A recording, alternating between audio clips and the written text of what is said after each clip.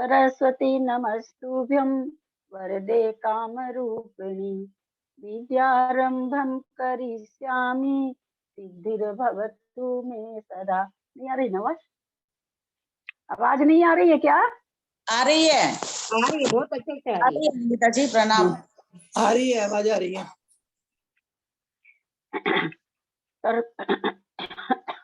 तत्वार्थ सूत्र ग्रंथ राज की जय। उमा स्वामी महाराज की जय। सर्वार्थ सिद्धि ग्रंथ राज की जय। पूज्य पादाचार्य की जय। सिद्धांत शास्त्री फूलचंद जी की जय। अढ़ाई दीप में विराजमान सभी आचार्य उपाध्याय सर्व साधु के चरणों में नमोस्तु नमोस्तु नमोस्तु। सभी आरिका माता जी के चरणों में बंदामी बंदामी बंदामी। सभी छुल्लक के लग के चरणों में इच्छामी इच्छामी इच्छामी। सभी प्रतिमाधारी के चरणों में वंदना वंदना वंदना। ग्रुप में विराजमान सभी पूज्य जनों को सादर चरण स्पर्श। अंजना जी को वंदना। सभी से सादर जय जिनेन्द्र। हम लोग तत्वार्थ सूत्र पर पूज्य पादाचार्य के द्वारा जो संस्कृत टीका लिखी गई है सर्वार्थ सिद्धि नाम से, उसका स्वाध्याय कर रहे हैं। उसका स्वाध्याय करते हुए हमारे 4 अध्याय हो चुके हैं। आज 5वां अध्याय शुरू होगा। इदानीं सम्यक् दर्शनस्य विषय भावेनोपक्षितेषु जीवादिषु जीव पदार्थो व्याख्यातः। अर्थात जीव पदार्थो विचार प्राप्तस्य संज्ञा भेद संकीर्तनार्थ विदमुच्यते। अजीव काया धर्मा धर्माकाश पुद्गलः। अजीव काया धर्मा धर्माकाश पुद्गलः। अजीव काया धर्मा धर्माकाश पुद्गलः। अजीव काया अजीव काया अजीव अजीव कायवान है।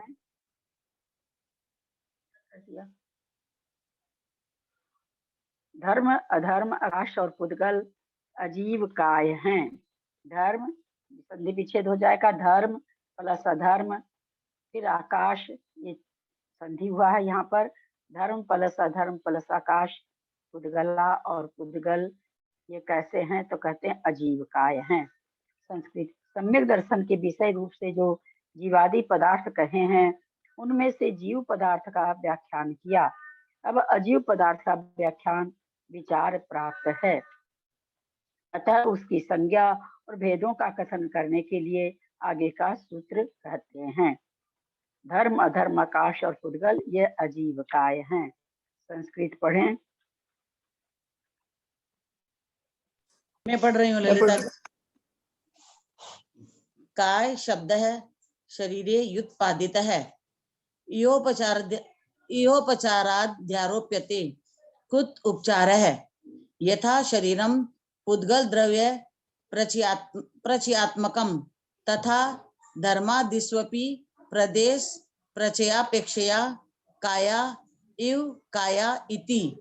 अजीवाश्च ते कायाश्च अजीव काया विशेषणम विशेषणेति वृत्ति ननु च नीलोत्पलादिषु व्यभिचारे सति विशेषण है। इहापि व्यभिचार योगोस्ति। अजीव शब्दो काये कालेपि वर्तते कायोपि जीवे। किमर्थ है? काय शब्द है प्रदेश बहुत्व ज्ञापनार्थ है। धर्मादीनाम प्रदेशा बहव इति। ननु च असंख्या प्रदेशा धर्मा धर्मेक जीवानाम इत्यनेव नैव प्रदेश बहुत्वम ज्ञापितम सत्यमिदम परम किनत्वस्मिन्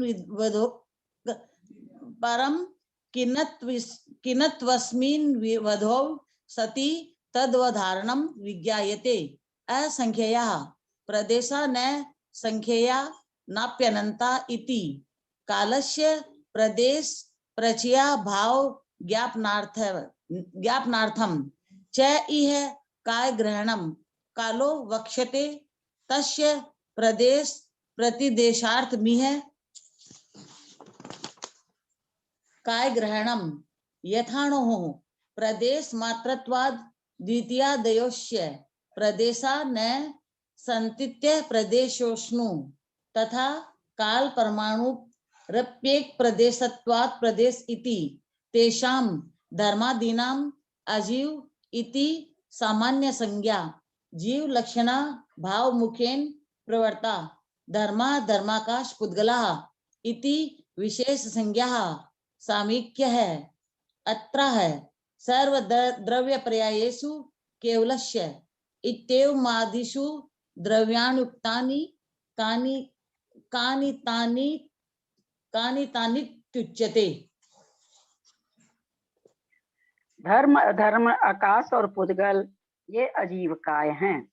व्युत्पत्ति से काय शब्द का अर्थ शरीर है, तो भी इन द्रव्यों में उपचार से उसका आरोप किया है। शंका, उपचार का क्या कारण है? समाधान, जिस प्रकार शरीर पुद्गल द्रव्य के प्रचय रूप होता है, प्रचय मतलब समूह रूप होता है, उसी प्रकार धर्मादिक द्रव्य भी प्रदेश प्रचय की अपेक्षा काय के समान होने से काय कहे गए हैं। काय इसमें कर्मधारय समास है।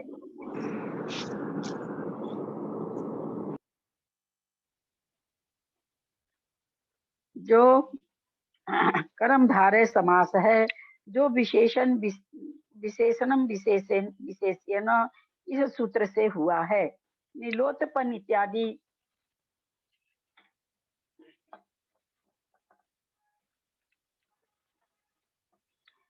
नीलोत्पन्न इत्यादि में नील और उत्पल इन दोनों का व्यभिचार देखा जाता है, अतः यहाँ विशेषण विशेष संबंध किया जाता है। किंतु अजीव काय में विशेषण विशेष संबंध करने का क्या कारण है? अजीव काय का यहाँ भी व्यभिचार देखा जाता है, क्योंकि अजीव शब्द काल में भी रहता है, जो कि काय नहीं है, और काय शब्द जीव में रहता है। अतः इस दोष के निवारण करने के लिए यहाँ विशेषण विशेष संबंध किया गया है। काय शब्द किस लिए दिया है? समाधान, प्रदेश बहुत्व का ज्ञान कराने के लिए। धर्मादिक द्रव्यों के बहुत प्रदेश हैं, यह इससे जाना जाता है। शंका, आगे यह सूत्र आया है कि धर्म अधर्म और एक जीव के असंख्यात प्रदेश हैं, इसी से इनके बहुत प्रदेशों का ज्ञान हो जाता है, फिर यहाँ काय शब्द देने की क्या आवश्यकता? समाधान, यह ठीक है, तो भी इस कथन के होने पर उस सूत्र से प्रदेशों के विषय में यह निश्चय किया जाता है कि धर्मादिक द्रव्यों के प्रदेश असंख्यात हैं, न संख्यात और न अनंत। दूसरे काल द्रव्य में प्रदेशों का प्रचय नहीं है। प्रचय मतलब समूह, प्रदेशों का समूह नहीं है। यह ज्ञान कराने के लिए इस सूत्र में काय पद का ग्रहण किया गया है। काल का आगे व्याख्यान करेंगे, उसके प्रदेशों का निषेध करने के लिए यहाँ काय शब्द का ग्रहण किया गया है। जिस प्रकार अणु एक प्रदेश रूप होने के कारण उसके द्वितीय आदि प्रदेश नहीं होते, इसलिए अणु को अप्रदेशी कहते हैं, उसी प्रकार काल परमाणु भी एक प्रदेश रूप होने के कारण अप्रदेशी है। धर्मादिक द्रव्यों में जीव का लक्षण नहीं पाया जाता, इसलिए उसकी अजीव यह सामान्य संज्ञा है, तथा धर्म धर्माकाश और पुद्गल ये उसकी विशेष संज्ञाएं हैं, जो कि यौगिक हैं। क्या कहना चाह रहे हैं यहाँ पर? अजीव काया धर्मा धर्माकाश पुद्गला, कहते हैं अजीव कायवान है कौन कौन? धर्म अधर्म आकाश और पुद्गल। यहाँ शंका उठाया गया कि भाई अजीव तो काल द्रव्य भी है, उसको भी लेना चाहिए था, आप नहीं लिए। फिर कायवान जीव है असंख्यात प्रदेशी, उसको भी लेना चाहिए था। तो यहाँ पर ये कह रहे हैं कर्मधारय समास रूप से यद्यपि अजीव काया का विशेषण नहीं है, काय विशेष उसकी नहीं है, लेकिन फिर भी यहाँ पर क्योंकि जीव द्रव्य में तो काय शब्द है, अजीवपना नहीं है, और धर्म द्रव्य में अजीवपना तो है, कायपना नहीं है, इसलिए यहाँ पर ये दोनों विशेषण और विशेष से बन करके आए हैं, ताकि चार द्रव्य ही इससे पहचाने जा सकें। ये चार द्रव्य ऐसे होते हैं, धर्म अधर्म और आकाश और पुद्गल, जो बहुत परदेशी भी होते हैं और ये अजीब भी होते हैं। ये चारों जो द्रव्य हैं ये अजीब भी हैं और साथ में कायवान भी हैं, बहुप्रदेशी भी हैं। तो इसलिए यहाँ पर 4 द्रव्यों के लिए कहा गया। अब यहाँ पर धर्म अधर्म आकाश और आकाश और पुद्गल अजीव काय हैं, तो ये हैं क्या, इसके लिए फिर आगे का सूत्र दे रहे हैं। ललिता जी मैं सर्वद्रव्य पढ़ूं? पर्यायी शोकी। हाँ 1 मिनट सूत्र पढ़ हाँ। लेते हैं। सर्वद्रव्य प्रायेषु केवलस्य इत्यादि सूत्रों में द्रव्य कह आए हैं, वे कौन हैं, यह बतलाने के लिए आगे का सूत्र कहते हैं। द्रव्याणि, द्रव्याणि ये कौन सा लिंग वचन कारक और शब्द है? नपुंसक शब्द बहुवचन, प्रथमा का बहुवचन नपुंसक लिंग, शब्द है द्रव्य। द्रव्य। हाँ, तो ये क्या, चूंकि 4 जो पीछे बताए हैं उनका परिचय करा रहे हैं कि ये क्या है, ये द्रव्यानि, ये द्रव्य हैं। दीदी पहले सूत्र का नहीं लिया था अपन ने, अजीव काया धर्मा धर्माकाश पुद्गल, यही तो लिया था भी। क्या चीज ली? और कारक वगैरह कह रही हैं क्या? हाँ कारक जी जी जी जी बोलिए बोलिए। कुछ है नहीं इसमें, है कहाँ? धर्म अधर्म आकाश और पुद्गला, कौन सा अजीव काया है ना, क्या होगा? काया तो एक वचन, पुलिंग प्रथमा बहुवचन, राम रामो रामा राम। ठीक है, अजीव काया, काया के बगल का ना विसर्ग का लोप कर दिया गया है। काय शब्द है दीदी, विसर्ग नहीं है ना, काया के आगे काया अजीब काया है। हाँ, विसर्ग नहीं है, विसर्ग लोप हो गया है। बहुत जगह विसर्ग लोप होता है, उसके बहुत सारे होने के। तो अजीब काया है यहाँ पर, प्रथमा का बहुवचन हो जाएगा, काय शब्द हो जाएगा, पुल्लिंग हो जाएगा। उसी तरह से धर्म अधर्म आकाश और पुद्गल, इन चारों को लेके वहां पर बहुवचन कर दिया गया, पुद्गला। ये भी पुद्गल शब्द हो गया, पुल्लिंग हो गया, और प्रथमा का बहुवचन हो गया, क्योंकि सब स्वामी बन करके आए हैं, कर्ता बन करके आए हैं, इसलिए प्रथमा का बहुवचन। पढ़िए। यथास्वं पर्यायेर ध्रुयन्ते द्रवन्ति वा तानि इति द्रव्याणि, द्रव्यत्व योगात् द्रव्यमिति चेत न उभय सिद्धेः, यथा दंड दंडिनोर योगो भवति पृथक सिद्ध्यो न च तथा द्रव्य द्रव्यत्वे पृथक सिद्धेस्तः, यद्य पृथक सिद्धयोरपि योगः स्यादाकाश कुसुमस्य प्रकृत पुरुषस्य द्वितीय शिरसस्य योगः स्यादिति। अथ पृथक सिद्धि रभ्युपगम्यते द्रव्यत्व कल्पना निरर्थिका। गुण समुदायो द्रव्यमिति चेत तत्रापि गुणानां समुदायस्य च भेदाभावे तद व्यपदेशो नोपपद्यते।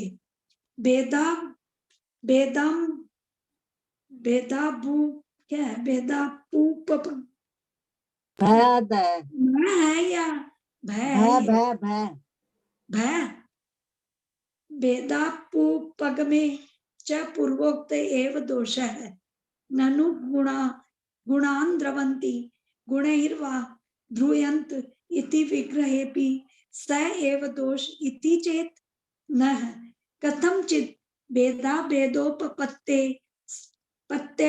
तद व्यपदेश सिद्धिः व्यतिरेके नानुपलब्धेरभेदः संज्ञा लक्षण प्रयोजनादि भेदा भेदिति।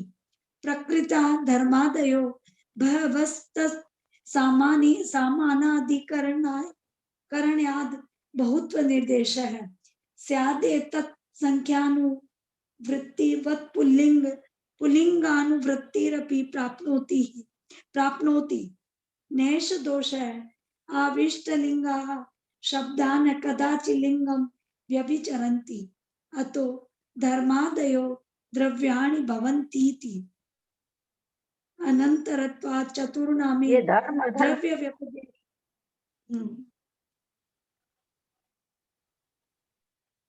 ये धर्म अधर्म आकाश और पुद्गल द्रव्य हैं। द्रव्य शब्द द्रु धातु से है। इसका अर्थ प्राप्त करना होता है।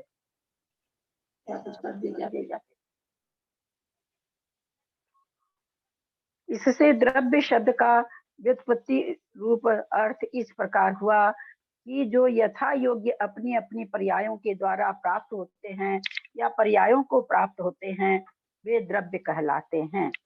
व्युत्पत्ति अर्थ किसे कहते हैं? तो शब्द के द्वारा जो अर्थ निकलता हो उसको व्युत्पत्ति अर्थ कहते हैं।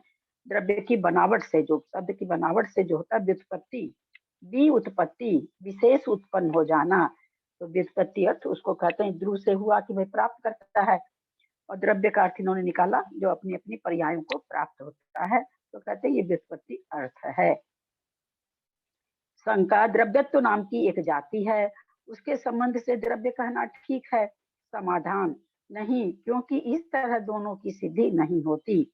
जिस प्रकार दंड और दंडी ये दोनों पृथक सिद्ध हैं, अतः उनका संबंध बन जाता है, उस प्रकार द्रव्य और द्रव्यत्व ये अलग अलग सिद्ध नहीं है। क्या कहना चाह रहे हैं कि दंड और दंडी, दंड मतलब लाठी और दंडी माने जो लाठी को लिया हुआ है, तो लाठी को लिया हुआ है तो उसको दंडी कह दिया जाता है, लेकिन फिर भी लाठी उससे अलग है। दंड उससे, यहाँ दंड लाठी को कहा जा रहा है, दंड उस व्यक्ति से अलग है। यद्यपि दंड लिया हुआ आदमी को कह देते हैं ये दंडी है, लेकिन फिर भी दंड अलग है। बोलो उस तरह से द्रव्य और द्रव्यत्व में अलगपना नहीं है। द्रव्य से द्रव्यत्वपना अलग नहीं किया जा सकता। यद्यपि द्रव्य अलग है, द्रव्यत्वपना अलग अलग है, लेकिन उस तरह का संबंध नहीं बनता जैसा दंड और दंडी में बनता है। यदि अलग अलग सिद्ध न होकर होने पर भी अलग अलग कैसे द्रव्य द्रव्य, तो हम लोग पंचाशनिकाय में बहुत अच्छा पढ़े थे। गुण गुणी से कैसे पृथक है, हम लोगों ने पढ़ा था ना, बहुत चार तरह का वहां पर था कि चार कारण से हम पाते हैं कि द्रव्य और मतलब जो गुण और जीव के गुण अलग क्यों है, तो संख्या से अलग है, नाम से संज्ञा से अलग है, संख्या से अलग है, भाव से अलग है। उसी तरह यहाँ पर भी द्रव्य और द्रव्यत्व ये अलग अलग सिद्ध वैसे नहीं है कि हम उनको अलग अलग करके दिखा सकें, लेकिन द्रव्य तो द्रव्य हुआ, द्रव्यत्व उसका भाव हुआ। द्रव्यत्व क्या होगा? द्रव्य के भाव को द्रव्यत्व कहते हैं। तो वैसे अगर हम इसको देखें तो दोनों दो चीज है, लेकिन दोनों को हम पृथक नहीं कर सकते, इसलिए दंड और दंडी के जैसे नहीं पृथक कर सकते, इसलिए दोनों अलग अलग नहीं है। यदि अलग अलग सिद्ध न होने पर भी इनका संबंध बन जाता है, तो आकाश कुसुम का और प्रकृति पुरुष के दूसरे सिर का भी संबंध मानना पड़ेगा। आकाश और कुसुम का, जैसे आकाश में सारे द्रव्य हैं, है ना, आकाश में सारे द्रव्य, खुद आकाश भी आकाश में है, तो क्या आकाश किसी को छूता है क्या? जो स्पर्श रस गंध वर्ण गुण है, किसका गुण है? स्पर्श रस गंध वर्ण उद्गल का, उद्गल का गुण है। लेकिन हम इत्र छिड़क रहे हैं, मान लीजिए जो क्या क्या छिड़कते हैं लोग रूम में, रूम का क्या नाम भूल रही मैं, तो वो जब रूम में छिड़कते हैं, हाँ रूम फ्रेशनर, हाँ रूम फ्रेशनर छिड़कते हैं, हाँ, तो क्या आकाश उस रूम फ्रेशनर से सुगंधी ग्रहण कर लेता है क्या? वो वहाँ जो आपने जो रूम में रूम फ्रेशनर छीटा, उससे क्या सुगंधित हुआ? सुगंध तो आती है छीटने के बाद, तभी छीटा जाता है, तो क्या चीज वहाँ का क्या सुगंधित हुआ ना? वातावरण के जो सूक्ष्म परमाणु है, हाँ, यहाँ पर क्योंकि वायु का एक जीव भरे हुए हैं जो शरीर सहित है ना, आकाश में सब जगह सूक्ष्म जीव तो जितने भी एक इंद्रिय हैं सभी भरे हुए हैं पृथ्वी जल अग्नि वायु सभी सूक्ष्म कायिक जीव तो बिना आधार के होते हैं, तो सभी भरे हैं। तो उनके शरीर वहां पर पुद्गल रूप है, उनकी सुगंध हमको आ रही है, न कि आकाश में सुगंध समा गई। चाहे कितना भी छीटिए, कितनी भी अग्नि लगाइए, आकाश गर्म नहीं होता है। कितनी भी रूम फ्रेशनर छीटिए, आकाश में सुगंध नहीं आती है। तो यहाँ पर वही कह रहे हैं कि अगर आप इसको अलग अलग न सिद्ध होने पर भी इनका संबंध अगर मानते हैं, तो फिर तो आकाश और कुसुम का संबंध मानना पड़ेगा। फूल खिला हुआ आकाश के अंदर खिला हुआ है, तो फिर तो आकाश और कुसुम का संबंध हो गया, क्योंकि तो फिर तो इसको भी मानना पड़ेगा। प्रकृति और पुरुष के और प्रकृति और पुरुष के दूसरे सिर का भी प्रकृति, एक मिनट, संस्कृत देख रहे हैं, हमको लग रहा है जैसे कुछ हिंदी गलत है। एक मिनट, कहाँ आया है? हाँ, प्रकृति पुरुष से द्वितीय शिरश्च भी योग साधिति। प्रकृति और पुरुष के दूसरे सिर का भी संबंध मानना पड़ेगा। ये सेंटेंस मुझे समझ में नहीं आ रहा है। यदि इनकी पृथक सिद्धि स्वीकार, प्रकृत पुरुष के मतलब हाँ? कोई एक विभक्त प्रकृत और थोड़ी ना है, प्रकृत पुरुष के दूसरे सिर का, कि जैसे एक इंसान है उसके दूसरे सिर की भी कल्पना करना नहीं हुआ क्या? नहीं समझ में आ रहा मुझे तो। क्यों प्रकृत पुरुष? प्रकृत मतलब कोई एक विवक्षित इंसान है, जैसे मैं हूं, तो मेरे दूसरा सिर थोड़ी ना हो जाएगा, उसका संबंध थोड़ी हो जाएगा मेरे से, नहीं। प्रकृत पुरुष के दूसरे सिर का, मुझे पकड़ में नहीं आ रही है बात। यदि इनकी पृथक सिद्धि स्वीकार करते हो, तो द्रव्यत्व का अलग से मानना निष्फल है। गुणों के समुदाय को द्रव्य कहते हैं। यदि ऐसा मानते हो, तो यहाँ भी गुणों का और समुदाय का भेद नहीं रहने पर पूर्वोक्त संज्ञा नहीं बन सकती। अगर ये कहते हो तुम कि गुण के समुदाय को द्रव्य कहते हैं, तो वो भी अलग नहीं होते हैं, क्योंकि गुण तो भाववाचक संज्ञा है। तो कहते हैं कि गुणों का और उसके समुदाय का भेद भी यहाँ पर नहीं बन सकता है, कि गुणों, यहाँ भी गुणों का और समुदाय का भेद नहीं रहने पर कि कोई भी गुण, हमने पढ़ा था उसमें, यद्यपि सारे गुण एक ही द्रव्य में, द्रव्य 50 इकाई में पढ़ा था, द्रव्य के गुण के बिना द्रव्य का अस्तित्व नहीं है, द्रव्य के बिना गुण का आधार नहीं है। गुण द्रव्य के आधार से रहते हैं और द्रव्य गुणों के द्वारा ही पहचाना जाता है। तो दोनों ही ऐसा है। तो दोनों की यद्यपि सिद्धि हो रही है अलग अलग होते हुए भी सिद्धि गुणों को द्रव्य से अलग कर करके नहीं दिखाया जा सकता। हम लोगों ने 50 इकाई में इसका बहुत विश्लेषण पढ़ा था। यदि भेद माना जाता है, तो द्रव्यत्व के संबंध से द्रव्य होता है। इसमें जो दोष आते हैं, वही दोष यहाँ भी प्राप्त होता है। एक मिनट पर, गुणों के समुदाय को द्रव्य कहते हैं। यदि ऐसा मानते हो, तो यहाँ भी गुणों का और समुदाय का भेद नहीं रहने पर पूर्वोक्त संज्ञा नहीं बन सकती है। यदि भेद माना जाता है, तो द्रव्य के संबंध से द्रव्य होता है। इसमें जो दोष दे आए हैं, वही दोष यहाँ भी प्राप्त होता है। द्रव्यत्व के संबंध से द्रव्य होता है। फिर यहाँ कहते हैं, जो गुणों को प्राप्त हो या गुणों के द्वारा प्राप्त हो, उसे द्रव्य कहते हैं। द्रव्य का इस प्रकार विग्रह करने पर भी वही दोष आता है। जो गुणों को प्राप्त हो या गुणों के द्वारा प्राप्त हो, उसे द्रव्य कहते हैं।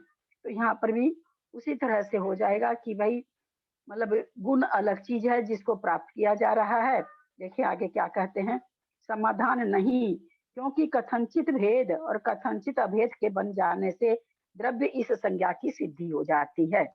हम लोगों ने पढ़ा था 50 इकाई में कि कथनचित तो भेद है, क्योंकि ये द्रव्य है, वो द्रव्यत्व है, या गुण और गुणी, संज्ञा अलग अलग हो गई। गुण बहुत सारे होते, द्रव्य में गुण बहुत सारे होते हैं, तो संख्या से अलग हो गई, भाव से अलग हो गई। इस तरह से वहां पर हम लोगों ने उपमा से अलग, उपमान से अलग हो गया। ये चार हम लोगों ने वहां पर पढ़ा था कि चार कारण से दोनों में भेद बनता है। तो इस तरह से भेद भी है और उससे हम अलग नहीं कर सकते, इसलिए अभेद भी है। ठीक वही चीज यहाँ पर आ रही है। गुण और द्रव्य से एक दूसरे को छोड़कर नहीं पाए जाते, इसलिए तो इनमें अभेद है। तथा देखिए आ गया, संज्ञा लक्षण प्रयोजन, एक चीज और था, संज्ञा लक्षण प्रयोजन और भाव। संज्ञा लक्षण प्रयोजन आदि की भेद अपेक्षा भेद होने से इनमें भेद है। उसका गुण का लक्षण, संज्ञा गुण है, उसका द्रव्य है, लक्षण वो भाव बताता है कि भाई ये गोरा है, ये कपड़ा सफेद है, तो ये सफेद पना हुआ कपड़ा, कपड़ा पना हुआ। प्रयोजन है, गुण का प्रयोजन, और गुण के द्वारा उसकी विशेषता ये होती है, गुणों के द्वारा प्रयोजन, उसका प्रयोजन अलग हो जाता है। तो कहते हैं आदि की अपेक्षा से भेद होने से इनमें भेद है। प्रकृति धर्मादिक द्रव्य बहुत हैं, इसलिए उनके साथ समानाधिकरण करने के अभिप्राय से द्रव्याणि इस प्रकार बहुवचन रूप निर्देश किया है।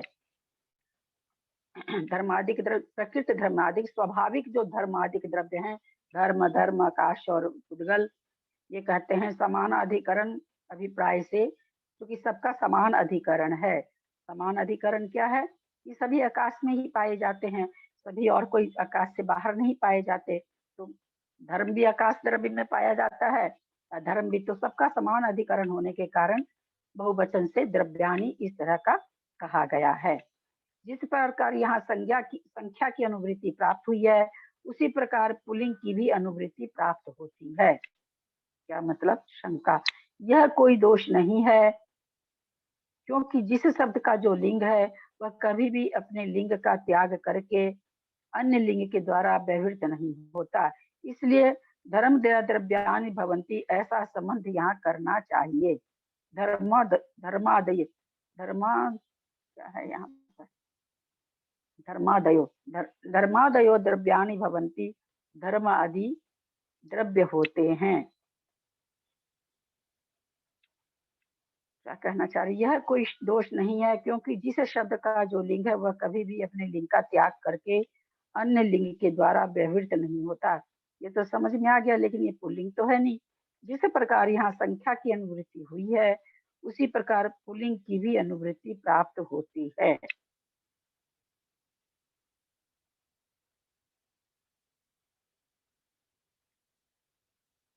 संख्या की अनुवृत्ति प्राप्त हुई है, उसी प्रकार पुल्लिंग की भी अनुवृत्ति प्राप्त होती है।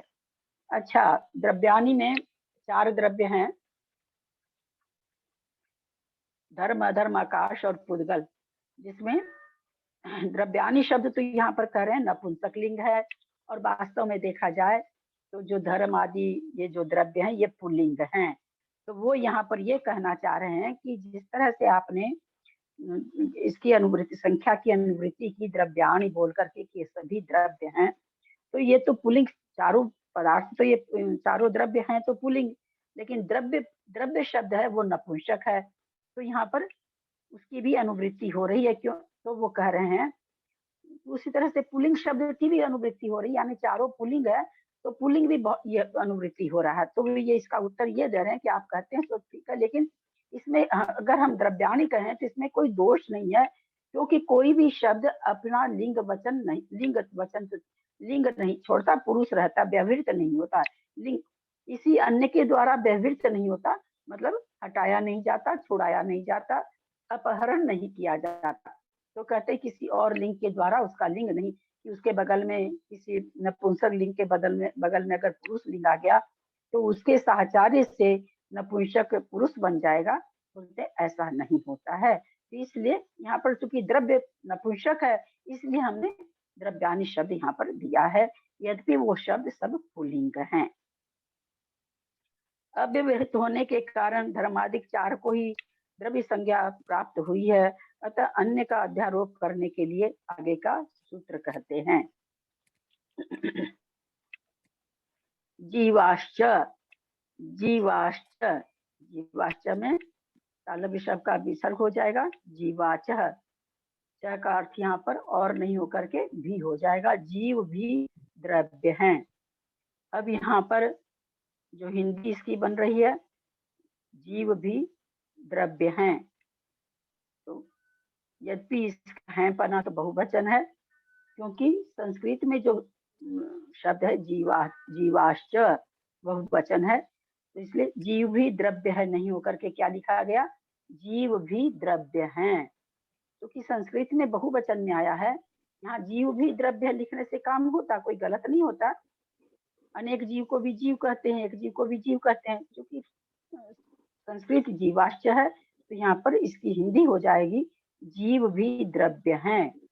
जीव भी द्रव्य हैं, ऐसा बोलने से जितने भी जीव हैं वह सभी आ गए, सारे जीवों की इसमें संग्रह हो गया कि सारे ही जीव द्रव्य हैं। ऐसा नहीं कि कोई खास जीव द्रव्य है, सारे ही जीव द्रव्य हैं।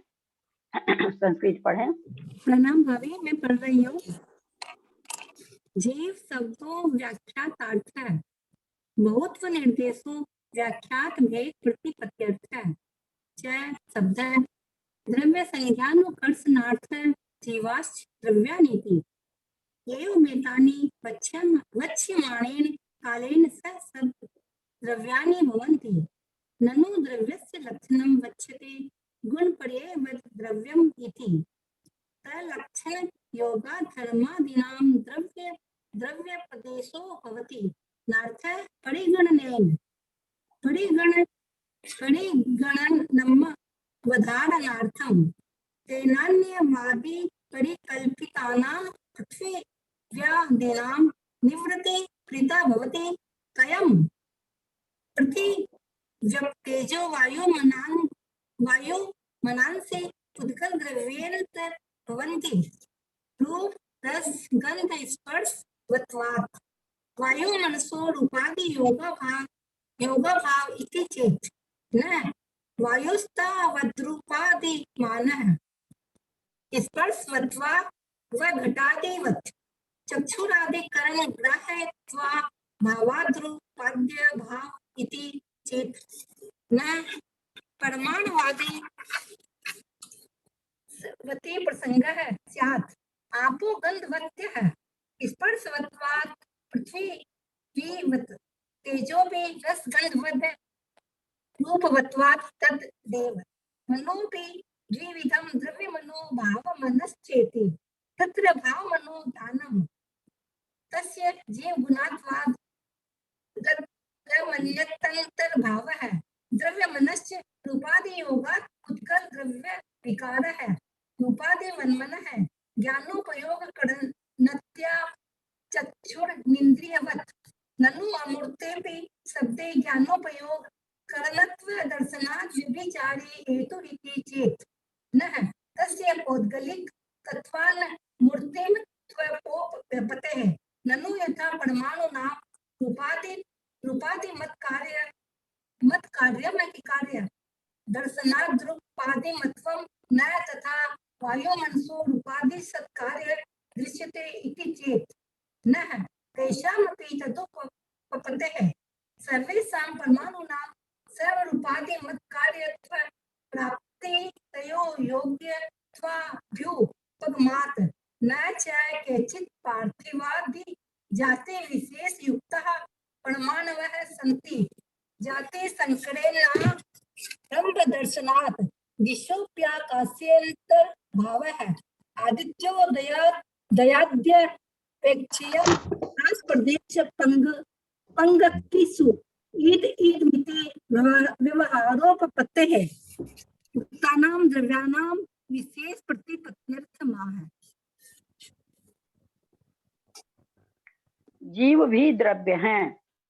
जीव शब्द का व्याख्यान कराए। सूत्र में जो बहुवचन दिया है वह जीव द्रव्य के कहे हुए भेदों के दिखलाने के लिए दिया है। जीव तो जीव भी द्रव्य है, केवल इतना होने से भी हो जाता, लेकिन जीव भी द्रव्य हैं। इससे ऐसे पता चलता है कि बहुत तरह के जीव होते हैं। च शब्द द्रव्य संज्ञा के खींचने के लिए दिया है, जिससे जीव भी द्रव्य है, यह अर्थ फलित हो जाता है। इस प्रकार ये 5 आगे कहे जाने वाले काल के साथ 6 द्रव्य होते हैं। आगे गुण पर्यवद द्रव्यम इस सूत्र द्वारा द्रव्य का लक्षण कहेंगे। अतः लक्षण के संबंध से धर्मादि को द्रव्य संज्ञा प्राप्त हो जाती है। फिर यहाँ उनकी अलग से गिनती करने का कोई कारण नहीं है। समाधान गिनती निश्चय करने के लिए की गई है। इससे अन्य वादियों के द्वारा माने गए पृथ्वी आदि द्रव्यों का निराकरण हो जाता है। कैसे? समाधान, पृथ्वी, जल, अग्नि, वायु और मन, इनका पुद्गल द्रव्य में अंतर्भाव हो जाता है, क्योंकि ये रूप, रस, गंध और स्पर्श स्वभाव वाले हैं। आप लोग को याद होगा पंचास्तिकाय में आया था, पृथ्वी, जल, अग्नि, वायु, ये 4 धातु में ये 4 गुण, इसमें 3 गुण है। गुण तो चारों है सब में, चारों में चारों गुण है। किसी में 3 गुण प्रकट है, किसी में 1 गुण प्रकट है, किसी में 2 गुण प्रकट है। आपको वो व्याख्यान पंचास्तिकाय का याद आया होगा। क्योंकि ये रूप, रस, गंध और स्पर्श वाले होते हैं। शंका, वायु और मन में रूपाधिक नहीं है। समाधान, नहीं, क्योंकि वायु रूपाधि वाला है, स्पर्श वाला होने से घट के समान। इस अनुमान के द्वारा वायु में रूपाधि की सिद्धि होती है।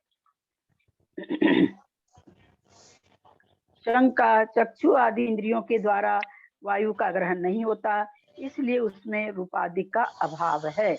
समाधान, नहीं, क्योंकि इस प्रकार मानने पर परमाणु आदि में अति प्रसंग दोष आता है, अर्थात परमाणु आदि को भी चक्षु आदि इंद्रियां ग्रहण नहीं करती, इसलिए उनमें भी रूपाधि का अभाव मानना पड़ेगा। जबकि पुद्गल में 4 गुण होते हैं, स्पर्श, रस, गंध, वर्ण। तो अगर आप कहोगे कि आंख से देखने पर ही मतलब रूप मानेंगे, तो परमाणु तो हम आंख से देखा ही नहीं जा सकता है, फिर तो वो भी पुद्गल पने को प्राप्त नहीं होगा। इसी प्रकार जल गंध वाला है, स्पर्श वाला होने से पृथ्वी के समान। अग्नि भी रस और गंध वाली है, रूप वाली होने से पृथ्वी के समान। इसी प्रकार जल गंध वाला है, स्पर्श वाला होने से पृथ्वी के समान। अग्नि भी रस और गंध वाली है, रूप वाली होने से पृथ्वी के समान। मन भी 2 प्रकार का है, द्रव्य मन और भाव मन। पृथ्वी में स्पर्श, रस, गंध, वर्ण 4 गुण पाए जाते हैं। वो यहाँ पर यही बताना चाह रहे हैं कि जैसे पृथ्वी में 4 गुण प्रकट हैं, अग्नि में केवल क्या है? अग्नि में स्पर्श और रूप गंध प्रकट है, जल में स्पर्श, रस, गंध और वर्ण है। स्पर्श, रस और गंध है, और फिर वायु में केवल स्पर्श है। मन भी 2 प्रकार का है, द्रव्य मन और भाव मन। प्रकट रूप से है 1, 2, 3 गुण, 4 गुण। एक दिन पृथ्वी में 4 हैं, लेकिन है इनमें चारों गुण। उनमें से भाव मन ज्ञान स्वरूप है और ज्ञान जीव का गुण है, इसलिए इसका आत्मा में अंतर्भाव हो जाता है। तथा द्रव्य मन में रूपाधिक पाए जाते हैं, अतः वह पुद्गल द्रव्य की पर्याय है। मन से क्या होता है? ज्ञान होता है, लेकिन कह रहे हैं ज्ञान किसका स्वभाव है? आत्मा का स्वभाव है, जो कि जीव का गुण है, तो वो जीव में समाहित हो गया। द्रव्य मन पुद्गल में समाहित, पुद्गल द्रव्य की पर्याय है द्रव्य मन। यथा मन रूपाधिक वाला है, ज्ञानोपयोग का करण होने से चक्षु इंद्रिय के समान। मन रूपादि वाला है। मन क्या है? रूपादि वाला, मतलब मन भी स्पर्श, रस, गंध और वर्ण वाला है, लेकिन कहते हैं ज्ञानोपयोग का करण होने से। लेकिन इसके द्वारा क्या होता है? ज्ञान में अपने लोग पढ़े हैं संज्ञ और असंज्ञ के सारे भेद, उसमें जब जीव कांड का करना जो पढ़ रहे थे तब, तो वहां उसमें आया था कि कैसे कैसे अनक्षर ज्ञान कहाँ तक होता है? असंगी पंचेंद्रिय तक अनक्षर ज्ञान होता है। अक्षर ज्ञान का आया था कि संगी पंचेंद्रिय में पाया जाता है। तो ये यहाँ पर कह रहे हैं कि ज्ञानोपयोग का कारण क्या है? मन है। तो वो करण माने इंद्री, ज्ञानोपयोग की इंद्री होने से चक्षु इंद्रिय के समान। शंका, शब्द अमूर्त होते हुए भी उसमें ज्ञानोपयोग की कारणता देखी जाती है, अतः मन को रूपादि वाला सिद्ध करने के लिए जो हेतु दिया है वह व्यभिचारी है। करें, आप कहते हैं कि ज्ञान तो ज्ञान उपयोग का ये करण है मन, तो कहते हैं शब्द अमूर्त होते हुए भी उसमें ज्ञानोपयोग की कारणता देखी जाती है। कहते हैं शब्द अमूर्त है। शब्द अमूर्त है क्या? नहीं, पुद्गल के पर्याय है। कल है ना दीदी। हाँ, सब अमूर्ति तो है। शब्द मूर्ति का की मूर्ति का नहीं, है? सब मूर्ति के। मूर्ति है दीदी, पुद्गल है ना पुद्गल की शब्द। पर्याय है ना, मूर्ति के पुद्गल नहीं सब तो। इसलिए। इसका क्या उदाहरण दिया गया था सर्वनाम योग पढ़ाते समय?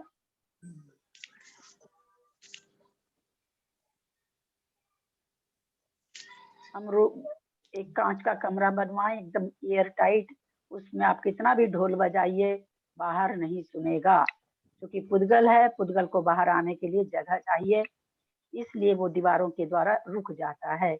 अगर पुद्गल की पर्याय नहीं होती तो बाहर वो शब्द सुनाई देता। दूसरी चीज, जैसे मान लीजिए कि हम लोग घर में बैठे हैं, घर में पोल है, नीचे बहुत जोर से कोई क्या उसको डीजे कहते हैं क्या वगैरह बज रहा है, तो हमारा वो पोल भी थोड़ा थोड़ा हिलता हुआ हमें महसूस होता, कंपन उसमें महसूस होता उस डीजे की आवाज से। उस आवाज में देखिए, उस आवाज में शक्ति भी है कि वो पोल को हिला रही है। और बहुत जोर जोर से डीजे बजने लग जाए तो हम लोग अगर उस पर हाथ रखेंगे तो पूरा हाथ हमारा हाथ भी पूरा कांपने लगता है। तो इससे पता चलता है कि शब्द औदगलिक है। ये शंका किए हैं, उसका समाधान आगे वो देंगे। शब्द अमूर्त होते हुए भी उसमें ज्ञानोपयोग की कारणता देखी जाती है, अतः मन को रूपादि वाला सिद्ध करने के लिए जो हेतु दिया है वह व्यभिचारी है। बोला आपने मन को द्रव्य मन को रूपादि वाला कह दिया, तो ये जो आपने हेतु बताया कि द्रव्य मन तो यह है और भाव मन क्या नाम है ज्ञान स्वरूप है, जो कि आत्मा की जीव का ही गुण है, ये तो मतलब बनता नहीं है। समाधान, क्योंकि नहीं, क्योंकि शब्द पौदगलिक है, अतः उसमें मूर्तपना बन जाता है।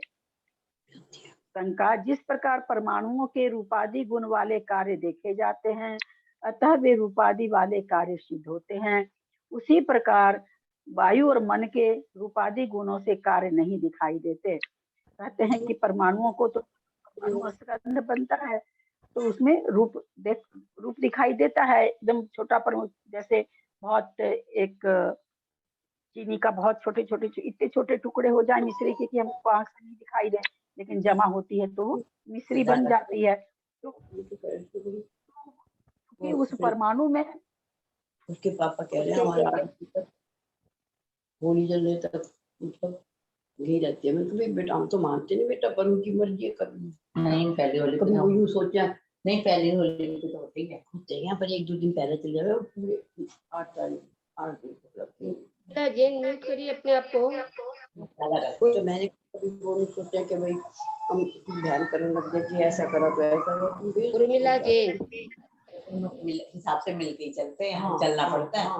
मैंने कोई बात नहीं। और जैसे हमारे घरों में वैष्णव की बेटी है तो आई हुई हम ऐसा जाना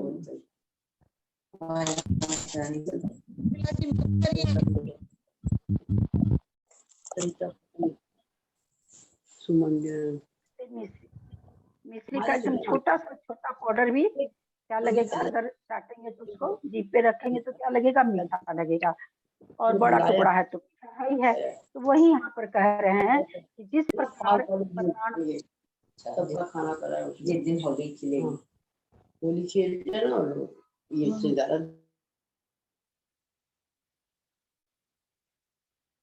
जिस प्रकार परमाणुओं के रूपादि गुण वाले कार्य देखे जाते हैं अतः वे रूपादि वाले सिद्ध होते हैं। परमाणु में बहुत सारे परमाणु बन करके रूपी पदार्थ बन जाता है, जो चाक्षुष रहता है वो चाक्षुष बन जाता है। तो कहते हैं कि उसी प्रकार वायु और मन के रूपादि गुण वाले कार्य नहीं देखे जाते। अगर आप वायु को भी रूपी कहते हो, मन को भी रूपी बता दिया आपने, द्रव्य मन, तो वो ऐसा कार्य इन दोनों का नहीं देखा जाता है। जैसे हम वायु का ज्ञान कैसे होता है, हमको पता हिलता है तो होता है।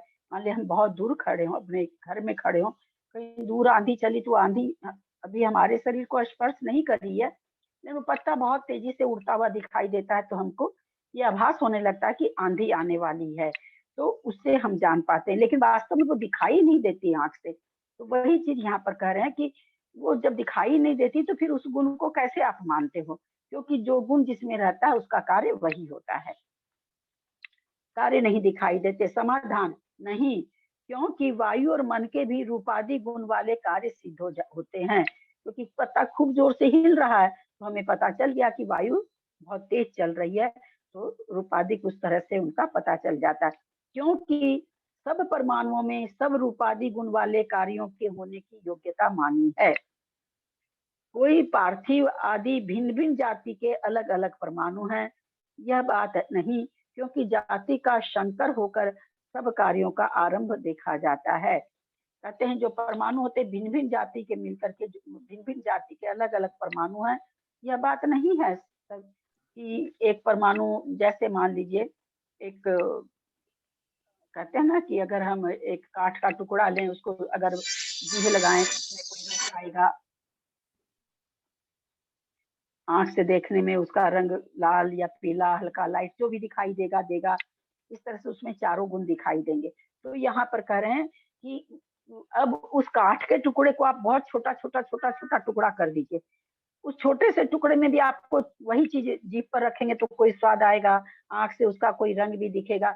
ऐसा नहीं है, उस काठ के छोटे से काठ के आपने 5000 पीस कर दिए तो एक पीस में तो रस है, एक पीस में उसका रंग है, एक पीस में उसका रूप है, ऐसा नहीं होता है। ऐसा होता तो क्या होता? तो ये कह रहे हैं वर्ण संकर हो जाता, अन्य गुण का अन्य गुण के साथ मिलान हो जाता, जो कि वर्ण संकर की उत्पत्ति का कारण होता है। जिस तरह से कहा जाता है ब्राह्मण की लड़की अगर वैश्य से शादी कर लेती है, जो संतान उत्पन्न होती है वो वर्ण संकर कहलाती है।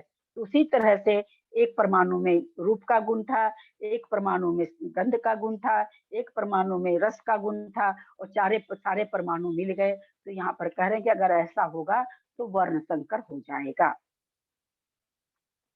क्योंकि जाति का शंकर होकर सब कार्यों का आरंभ देखा जाता है। इसी प्रकार दिशा का भी आकाश में अंतर्भाव हो जाता है, क्योंकि सूर्य के उदयादि की अपेक्षा आकाश प्रदेश पंक्तियों में यहाँ से यह दिशा है, इस प्रकार के व्यवहार की उत्पत्ति है। वास्तव में तो आकाश के प्रदेश में क्या करें कि आकाश के प्रदेश में कोई नहीं है कि ये आकाश के प्रदेश तो पूरब दिशा के हैं, ये आकाश के प्रदेश दक्षिण दिशा के हैं, ये पश्चिम दिशा के हैं, ऐसे नहीं है। सारे आकाश प्रदेश एक जैसे ही हैं, कोई ऐसा नहीं कि पूरब दिशा का। पूरब दिशा का कह क्यों देते हैं? क्योंकि पूरब दिशा से सूर्य निकलता है, उधर उन आकाश प्रदेशों में लाइट आ जाती है, तो हम कह देते हैं इधर पूरब दिशा का ये जो दिशा है ये पूरब दिशा है। इस तरह की हमारा विवेचन बन जाता है। तो वही चीज यहाँ पर कह रहे हैं कि ऐसा नहीं कि आकाश के प्रदेश पूरब दिशा के अलग हैं, पश्चिम के अलग हैं, ऐसी बात नहीं है। विशेषार्थ जाति की अपेक्षा ये जीव। दीदी प्रणाम दीदी, पार्थिव का अर्थ नहीं समझ में आया दीदी। पार्थिववादी, कोई पार्थिववादी? हाँ, कहाँ पर है वहीं से समझा दें आपको। ये चौथी लाइन है नीचे से अभी पढ़ा जो आपने, आकाश वाला वहीं कोने में है इधर। कोई पार्थिववादी भिन्न जाति के अलग अलग पार्थिववादी, पृथ्वी से जो चीज बनती है उसको पार्थिव कहते हैं, जी है ना? जी जी हाँ। पृथ्वी से जैसे जलीय है ना, तो उसी तरह से पृथ्वी का जो टुकड़ा उसको पार्थिव कर देते हैं। जैसे अब मर जाने के बाद शरीर को भी बोलते हैं ना पार्थिव शरीर। हाँ, क्योंकि वो वही क्या है, भूमि का ही है ना, वो भी भूमि में मिल जाना है उसको। जी प्रणाम दीदी, प्रणाम। जाति की अपेक्षा ये जीव उद्गल आदि जितने पदार्थ हैं ये सब द्रव्य कहलाते हैं। जाति की अपेक्षा जितने भी पुद्गल है सभी पदार्थ कहलाते हैं। द्रव्य इस शब्द में दो अर्थ छिपे हुए हैं, द्रवणशीलता और ध्रुवता। जगत का प्रत्येक पदार्थ परिणमनशील होकर भी ध्रुव है। द्रवणशीलता मतलब द्रव्यति इति द्रवणशीलता, द्रव्यति माने बदलता रहना, बदलते रहना, हर हमेशा बदलते रहना, कभी भी एक तरह से नहीं रहना, लेकिन ध्रुवता भी है। क्या कहना चाह रहे हैं? दोनों देखिए, हम लोग जब पंचास्तिकाएं पढ़े थे वहां पर हम लोगों ने इस तरह के विपरीत गुणों की बहुत चर्चा की। पंचास्तिकाएं तो अद्भुत ग्रंथ था, सारे ही ग्रंथों में उसकी चर्चा आ रही है। तो एक तरफ तो कह रहे हैं कि द्रव्यंती इति द्रव्य, जो हमेशा बदलता रहता वो द्रव्य है। दूसरी तरफ क्या कह रहे हैं? ध्रुवपना हो जिसमें वह द्रव्य है। दोनों तो बहुत उल्टी बात हो गई ना। जो बदलेगा वो ध्रुवपना, उसमें हम कैसे घटा सकते हैं? देखिए आगे क्या कहते हैं आचार्य। जगत का प्रत्येक पदार्थ परिणमनशील होकर भी ध्रुव है, इसलिए उसे द्रव्य कहते हैं। आशय यह है कि प्रत्येक पदार्थ अपने गुणों और पर्यायों का कभी भी उल्लंघन नहीं करता। जीव द्रव्य में है, जीव अपने गुणों में ही उसकी पर्याय रहेगी, जो उसका ज्ञान गुण, दर्शन गुण आदि है, उस गुणों की उसमें पर्याय होगी। उसमें स्पर्श रस गंध का तो पर्याय नहीं आएगी। हम एक और आम लाते हैं खरीद करके, पर्याय से पर्यायांतर हो जाता है, हरा से पीला हो जाता है, खट्टा उसका गुण होता है, मीठा हो जाता है, गुण से गुणांतर हो जाता है। लेकिन होता है अपने ही स्वभाव वाली पर्याय में। ऐसा कभी नहीं होता कि आम जीव बन जाए, वायु बन जाए, जल बन जाए, ऐसा कभी भी नहीं होता। वो अपनी पुद्गल की जो पर्याय है उसी को प्राप्त करता है। वही चीज यहाँ कहना चाह रहे हैं। आशय यह है कि प्रत्येक पदार्थ अपने गुणों और पर्यायों को कभी भी उल्लंघन नहीं करता। इसीलिए कहा जाता है अनादि काल से जीव और कर्म एक साथ हैं, फिर भी जीव कर्म रूप नहीं हुआ और कर्म जीव रूप नहीं हुआ। अगर ऐसा हो पाता, दूसरे के गुण और पर्याय को पकड़ पाता, एक द्रव्य दूसरे द्रव्य के गुण को और पर्याय को ले पाता, तो जीव कब का अजीव बन जाता, अथवा कर्म कब के ही जीव बन जाते। उसके प्रभावित होने की नियत धारा है, जिसके आश्रय से वह प्रवाहित होता रहता है।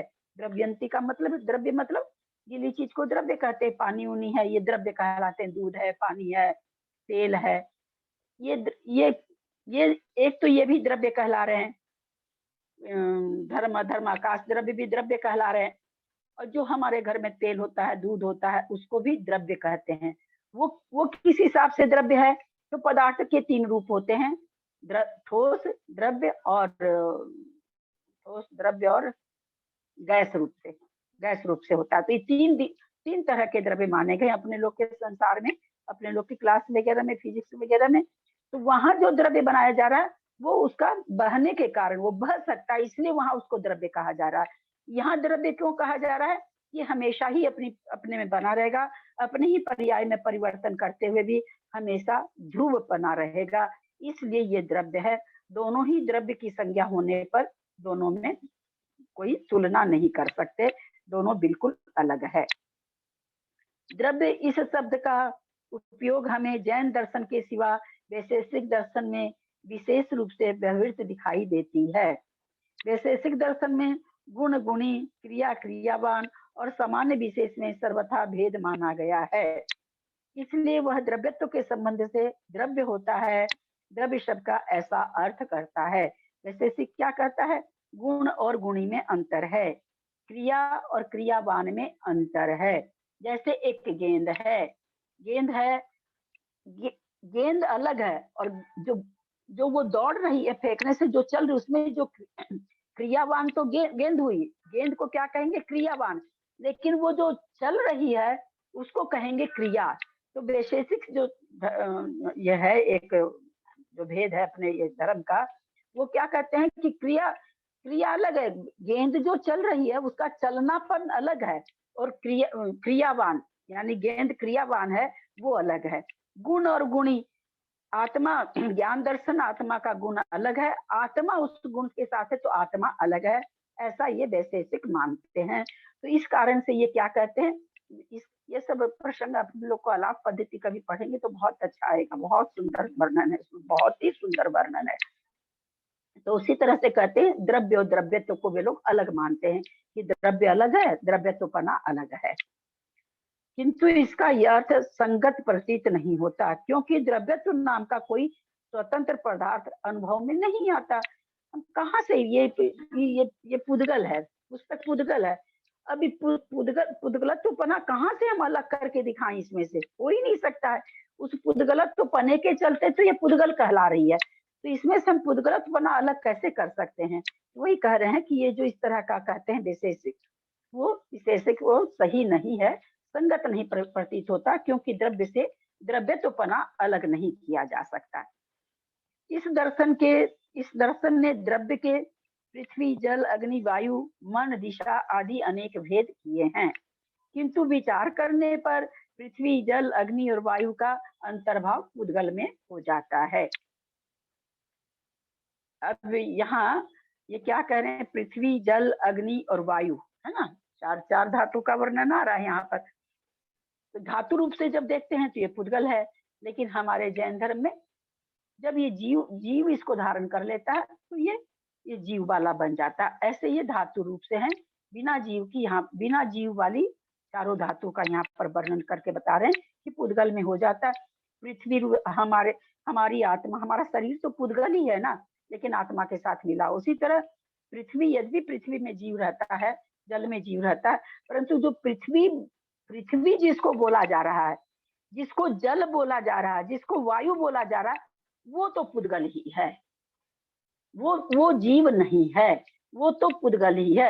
उसका शरीर क्या है, पृथ्वी है। हमारा शरीर कैसा है, और ये औदिक शरीर तो उन लोग, औदारिक तो उनका भी है, पर हमारा ये शरीर दिख रहा है जैसा है, जल का शरीर जल जैसा है, लेकिन ये तो है, तो ये शरीर की रचना, ये जीव नहीं है। इसमें आके जीव जन्म लेता है। जैसे हमारे शरीर में जीव है, वो जीव अलग है, शरीर अलग है, तो शरीर तो पुद्गल ही है। वही यहाँ पर कह रहे हैं, किंतु विचार करने पर पृथ्वी जल अग्नि और वायु का अंतर्भाव पुद्गल में हो जाता है। हम लोग पुद्गल एक पदार्थ, हमने एक द्रव्य पुद्गल माना है, तो हमारे जैन मत के हिसाब से पृथ्वी जल अग्नि और वायु चारों धातु पुद्गल में ही आ जाती है, जबकि विशेषिक इनको चार को और मन को अलग अलग द्रव्य मानते हैं। पुद्गल का स्वरूप आगे बतलाने वाले हैं, वहां उसे रूप रस गंध और स्पर्श वाला बतलाया है। पृथ्वी जल आदि जो पदार्थ पहले कहाए हैं, उन सब में ये स्पर्श आदि उपलब्ध होते हैं। यह निर्विवाद है, इसमें कोई विवाद नहीं है। पृथ्वी जल अग्नि वायु में चारों गुण पाए जाते हैं, स्पर्श रस गंध वर्ण। इसमें कह रहे हैं कोई भी विवाद करने की आवश्यकता नहीं है, हो ही नहीं सकता है विवाद। मन के दो भेद हैं, द्रव्य मन और भाव मन। उनमें से द्रव्य मन का अंतर्भाव पुद्गल में, भाव मन का अंतर्भाव जीव में होता है। इसी प्रकार दिशा आकाश से पृथक भूत पदार्थ नहीं है, दिशा अलग नहीं है, क्योंकि सूर्य के उदयादि की अपेक्षा आकाश में ही दिशा का व्यवहार होता है। तो ये पूर्व पश्चिम क्या है भाई, अलग आकाश होना चाहिए, पूरब का आकाश अलग, पश्चिम वाला, ऐसा नहीं है, क्योंकि सूरज पूरब की ओर उगता है, तो सूरज के उदय होने के कारण उधर के आकाश को पूर्व दिशा कह दी जाती है। इस प्रकार विचार करने पर जैन दर्शन में जीवादि पदार्थ गिनाए गए हैं, वही द्रव्य ठहरते हैं, अन्य नहीं, ऐसा सिद्ध होता है। बहुत बड़ा था, समय हो गया, आज कोई उच्चारण भी नहीं कर पाए। 8:02 हो गया। 5वां अध्याय तो वैसे भी थोड़ा हाँ एक बात बोलिए। पूछनी थी, एक बात पूछनी थी आपसे। वैसे इससे अलग है बात, ये मतलब इस विषय से अलग पूछ रही हूँ मैं। कार्मन का योग में भाव बंध और द्रव्य बंध होता है, ऐसा कैसे होगा? नहीं, द्रव्य बंध तो होता है, भाव बंध का तो नहीं कह सकते अभी, इसलिए नहीं कह सकते वहां पर मन तो है नहीं, और लब्धि रूप इंद्रियां है, उपयोग रूप इंद्रियां है नहीं, लेकिन शरीर कर्म शरीर के द्वारा वहां पर बंद हो रहा है। क्या पूछना चाह रही है, बोलिए। नहीं, मैं तो ये पूछती हूँ, ये मतलब ये मैंने सुना था कि कार्मन का योग में द्रव्य बंध भी होता है और भाव बंध। सब में सुधसागर महाराज जी के प्रवचन में आया था, लेकिन मैं जो मतलब मुझे तो द्रव्य बंध का भी नहीं पता था, तो मुझे द्रव्य बंध और भाव बंध कार्मन का योग में होता है, तो कैसे, मतलब जब विग्रह गति में होगा कार्मन का योग, तो द्रव्य बंध और भाव बंध। हाँ, द्रव्य बंध तो हमेशा, कर्मों का बंध तो हमेशा हो रहा है। कार्मन शरीर के द्वारा हम लोगों ने पढ़ा है कौन कौन सी प्रकृतियां कार्मन का योग में बन सकती है, तो प्रकृतियां बंधती है वहां पर, लेकिन बस वही है ना, भाव बंध इसलिए घट जाएगा कि द्रव्य बंध से भाव बंध होता है, भाव बंध से द्रव्य बंध होता है, दोनों एक दूसरे के पूरक है ना। बिना भाव बंध के द्रव्य बंध नहीं होता, बिना द्रव्य बंध के भाव बंध नहीं होता, तो इस तरह से दोनों पूरक होने के कारण द्रव्य बंध और भाव बंध दोनों ही घट जाएंगे। अगर हम मन से ही केवल भाव बंध को मानेंगे तो फिर एक इंद्रिय को बंध नहीं होगा, वहां भी बंध हो रहा है, इसका मतलब है कि द्रव्य बंध हो रहा है तो भाव बंध भी हो ही रहा है। ठीक है दीदी, हाँ समझ में आ गया, मतलब मैं थोड़ा कंफ्यूज थी बहुत। चलिए जिनवानी स्तुति करिए। अच्छा 28 में क्लास रखनी है कि नहीं? वो तो अनुयोग भाभी का तो हम 28 तो में नहीं किया जाएगा। शिक्षक विधान में जाएंगे, वो बड़े गांव में शिक्षक विधान में मंदिर में प्रोग्राम होंगे शाम को। हाँ। शाम को नीचे मंदिर में भी प्रोग्राम होंगे। आपके 2 जन से नहीं, सभी लोगों की बात है, सभी लोगों के करने से होगा, 2 आदमी के से नहीं होगा। नहीं आप लोग बता दीजिए। नहीं, विधान तो सुबह सुबह होगा, शाम को तो नहीं, खाली। नहीं मंजू जी, अगर प्रोग्राम कहीं जा रहे हैं ना विधान शाम के को- लिए, कहीं जाना है तो कैसे होगा? शाम को नहीं, शाम को भी प्रोग्राम होते हैं मंदिर में। नहीं, जयपुर में भी विधान हो रहे हैं। जयपुर में भट्टारी जी के नशा में विधान है ना। नहीं, विधान तो आदिनाथ मंदिर में भी है। सांस्कृतिक कार्यक्रम होते होंगे ना शाम को, सांस्कृतिक। हाँ, कुछ ना कुछ प्रोग्राम तो होते हैं। नहीं, सांस्कृतिक कार्यक्रम भी है और सृष्टि भूषण माता जी है ना, तो खूब भीड़ है, मतलब 256 मंत्रों में है, 3 माता जी हैं और मुनि महाराज भी आ रहे हैं कोई तो। और ना मानस्तम का भी मस्तक अभिषेक हो रहा है, मानस्तम का भी महाअभिषेक हो रहा है अभी आज से। वो तो हो गया आज बस। हाँ आज हो गया। माता जी विज्ञा श्री माता हुआ था, वो सब एक ही जगह है वहाँ, तीनों एक। आवाज नहीं आ रही आपकी। वहाँ पे 256 मंडल होंगे। हाँ 256 मंडल होंगे और 3 माता जी, माता जी, विज्ञा श्री माता जी और सरस्वती माता जी, तीनों माता जी एक जगह है। हाँ, और हमारे तो घर के पास ही ना कोई महाराज भी आ रहे हैं परसों। अभी खबर नहीं है। हाँ हाँ आया है कि महाराष्ट्र का आगमन ऐसे आया। बहुत ज्यादा भीड़ है। आप लोग ये सब चर्चा आप लोग अपनी करते रहिएगा, है ना, यहाँ पर बहुत लेट हो जाता है मेरे को। आप लोग केवल ये बताइए कि क्लास रखनी है कि नहीं, इस चर्चा से ही आपकी पर्सनल चर्चा। शाम को हम तो घर में रहेंगे दीदी, बहुत दूर दूर पड़ता है, हम तो कहीं नहीं जाएंगे, सुबह जाके आएंगे। 20-25 किलोमीटर रोज जाना ना, शाम का नहीं होता, सुबह जाएंगे हम तो। एक बार जाते हैं वही बहुत है। हम तो जाए, क्लास में ही रहेंगे दीदी। हमारा तो मुश्किल है भाई, शाम की क्लास करेंगे ना दीदी अपन आराम से। नहीं अगर ज्यादातर लोग नहीं लेंगे तो बात ऐसा है, करेंगे की बात ऐसा है, मान लीजिए अब 10 ही लोग रहे तो फिर कोई फायदा नहीं। हाँ फिर तो मतलब नहीं। हाँ मतलब नहीं बनता है ना, क्योंकि कठिन ग्रंथ है, ऐसा है नहीं कि तो चलो कहानी है तो हम कर दिए तो लोग पढ़ के फिर और समझ लेंगे, वैसी चीज है नहीं। और खास करके अध्याय तो थोड़ा, हाँ आज थोड़ा डिटेल कम भी समझ में आया, कुछ तो तबीयत भी ठीक नहीं है उसके कारण भी कम समझ में आया आज मेरे को। थोड़ा सा कठिन भी है, 5 द्रव्य गुण है ना, तो दिखाई देते हैं उनके विकास होगा फिर थोड़ा सा दिखने वाली उच्चारण सीख लेते हैं आंटी जी। हाँ तीसरा अध्याय का मेरा छूट गया, मतलब उच्चारण सीख लेते हैं। वो तो अभी कुछ हुआ है, वो तो किसी का नहीं हुआ, अभी सबका ही बात नहीं पड़ रहा है। और 10 ही लोग आएंगे तो फिर करना कोई फायदा नहीं है, क्योंकि कुछ लोग बोल रहे हैं मैं तो घर में हूँ, मैं तो कहीं नहीं जा रहा। आंटी जी उच्चारण और आप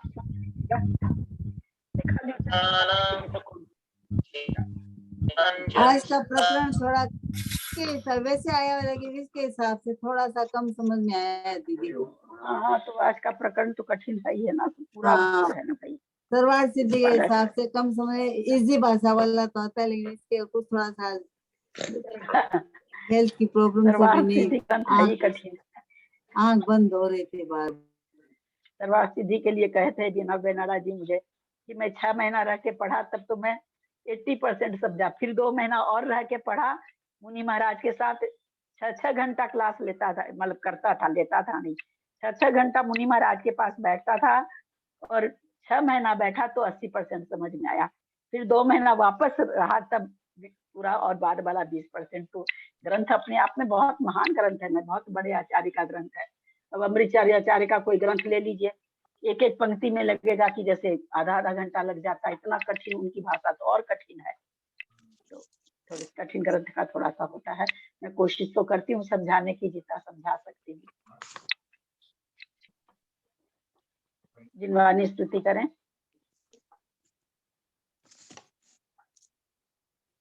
मिथ्यात्म नाश वे को ज्ञान के प्रकाश वे को आपा परिभाष वे को भानु सी बखानी है।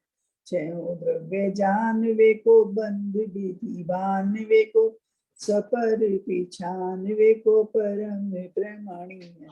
अनुभव बताए वे को जीव के जताए वे को काहू न सताए वे को भव्य उर्हानी है। जहाँ तहाँ तार वे को पार के उतार वे को सुख विस्तार वे को यही जिनवानी है। हे जिनवानी भारती तुम जो पुण्य जो तेरा